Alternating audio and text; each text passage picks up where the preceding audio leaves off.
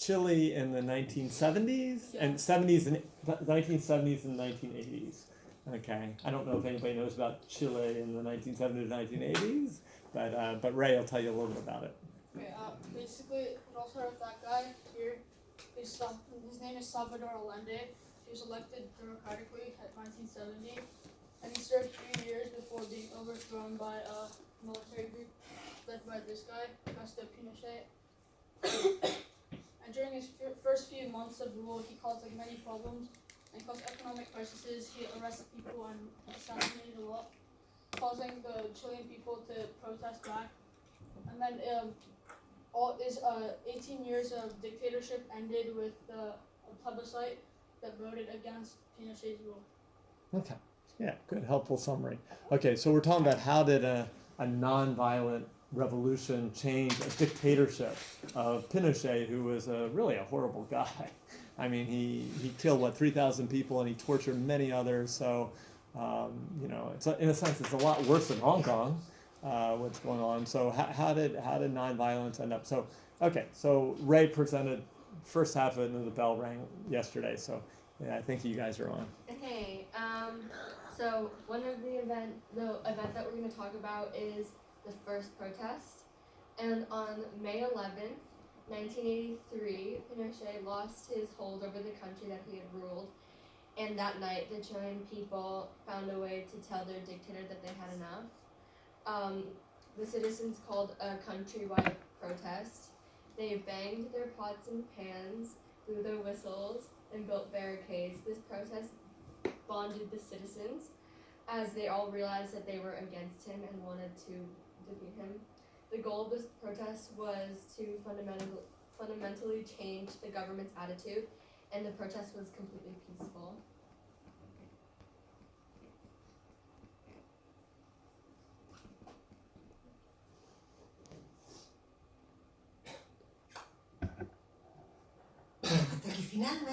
Until finally at noon, it was so obvious. It was so obvious that everything was slower. It was so evident that the city started to close down.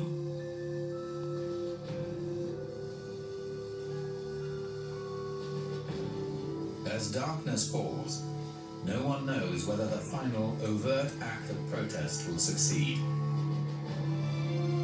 At exactly 8 p.m. it begins, tentatively at first.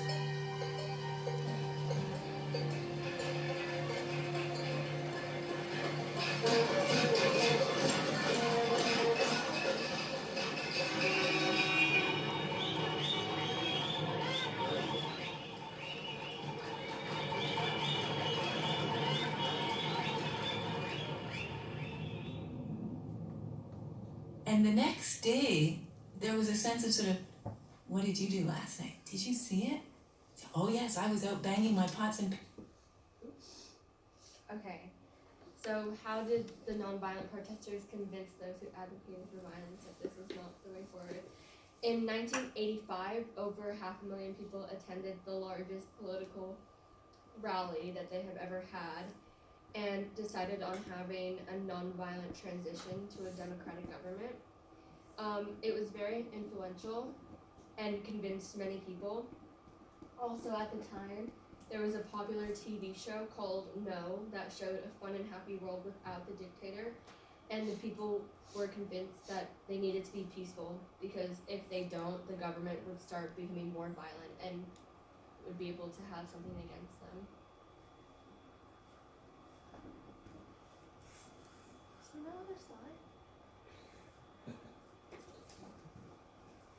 So how can we implement nonviolent solutions for social change?